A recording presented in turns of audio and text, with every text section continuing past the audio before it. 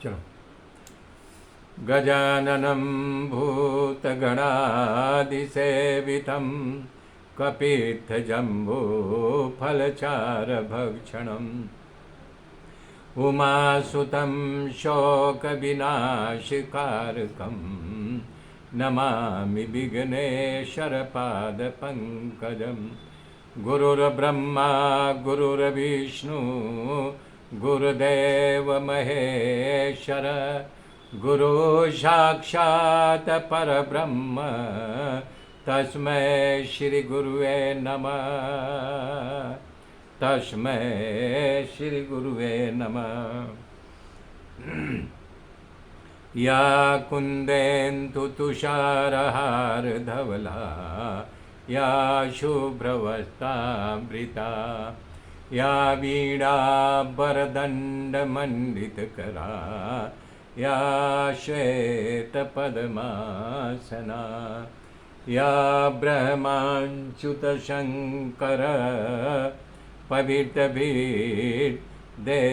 सदा वन्दिता। सा मां पातु सरस्वती भगवती निःशेषजाड्यापः। हरे राम राम राम हरे हरे। हरे कृष्ण कृष्ण कृष्ण हरे हरे। हरे राम राम राम हरे हरे। हरे कृष्ण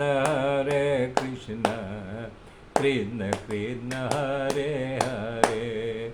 हरे राम राम राम हरे हरे। हरे कृष्ण कृष्ण कृष्ण हरे हरे। ओम नमो भगवते वासुदेवाय। ओम परमात्मने नमः। मेरे मित्रों, कल मैं बताया था कि बलराम जी जब ऋषियों के सत्र में पहुँचे तो देखे रोमहर्षण सूत जी ऊंचे गादी पर बैठ कर के कथा चल रहे। महान समाज ऋषि संत नीचे बैठे हुए हैं। तो बलराम जी का दिमाग खिसक गया कि बोले ये रोमहर्षण सूत जो है नीच जाति का है और इसको अधिकार नहीं है, फिर भी विद्वान ब्राह्मणों और धर्म रक्षसों के ऊंचा बैठा है। उसके उपरांत एक वेद व्यास का शिष्य होते हुए भी इसे इतना अविवेक है। इसे शास्त्र और पुराण इतिहास का ज्ञान हो गया, पर ज्ञान को इसने पचाया नहीं है। इसका मन पर काबू ही नहीं है। हाँ, जैसे नाटक करने वालों का अभिनय मात्र मनोरंजन के लिए होता है, उसी तरह इस नाटकिया का ज्ञान चर्चा मात्र लोकरंजन के लिए है और अपने आप को महापंडित समझता है। ऐ ऋषियों, जो लोग मात्र धर्म का दंभ करते हैं, दिखावा करते हैं, पर धर्म का आचरण नहीं करते, उनकी गणना पापियों में होती है। इसलिए सूत का जीना अच्छा नहीं है। संतों कहते हैं बलराम जी ने ऐसा विचार करके सूत कथा करे और ब्राह्मण ऋषि सुने। इस तरह से चलता रहे तो भविष्य आने वाले भविष्य में झूठी परंपरा खड़ी होगी। अज्ञानियों और मूढ़ लोगों का आचार विचार वाला कथा करेंगे और विद्वान सुनेंगे। इसलिए बलराम सूत पुराणी के वध का निर्णय किया और गादी पर बैठे रोमहर्ष पर अपने मूसल से प्रहार किया। सूत जी का प्राण निकल गया। सुखदेव जी कहते हैं बलराम तीर्थ यात्रा पर निकले थे, उन्हें ऐसा नहीं करना चाहिए था, पर संसार में असत्य और अनिष्ट का विनाश करने के लिए उनका अवतार हुआ था, इसलिए सूत जी का वध कर दिया। सूत पुराणी की मृत्यु होते ही हाहाकार मच गया। ऋषियों खिन्न और उदास हो गए और कहा, महाराज ये आपका कार्य धर्मोचित नहीं है। हम लोग सूत पुराणी को आशीर्वाद दे करके इस व्याट गादी पर बैठाए हुए थे कि ये जरूर कथा कह रहा था, पर महाराज आपको इस बात का पता नहीं था। सूत पुराणी वध करने से आपको ब्रह्म हत्या का पाप लग गया। हे महाराज, आपका जीवन तो अनुकरणीय होना चाहिए। आपने इस सूत को मार डाला और झूठी परंपरा खड़ी होगी। महाराज, आप तो परम ज्ञानी होगे, भगवान शेष का आपका अवतार है, फिर भी आपको ब्रह्म हत्या का निवारण तो करना ही पड़ेगा, जिससे खोटी परंपरा न खड़ी हो।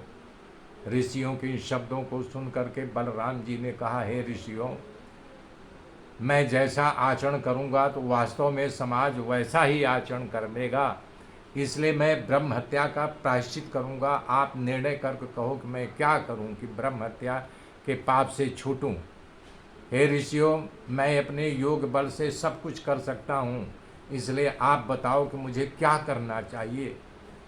ऋषियों ने कहा, महाराज, हम लोग तो आपसे पूछा, उसके बदले आप मुझसे पूछ रहे हो, आप ही बताइए कि क्या करना चाहिए। तब जो है बता रहे, हे ऋषियों, तुम पिता का ही स्वरूप होता है पुत्र, क्योंकि आत्मा पुत्र के रूप में अवतार लेती है, ऐसा वेद कहते हैं। इसलिए पुत्र को आशीर्वाद देता हूँ कि रोम हर्षण के जैसा ही ये कथा सुनाएगा और दीर्घायु भी होगा।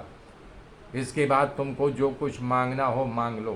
तमाम ऋषियों ने विनती किया और कहा, हे प्रभु, इलबल का पुत्र बलबल राक्षस हम सब जब नैमिष नारायण में नैमिषारण्य में सत्र करते हैं तो उस सत्र का नाश कर देता है। मल मूत्र खून मांस हम लोगों के ऊपर गिरा करके हम लोगों को अपवित्र कर देता है, और आप इस राक्षस के मार डालो, हमारी तकलीफ दूर हो जाए।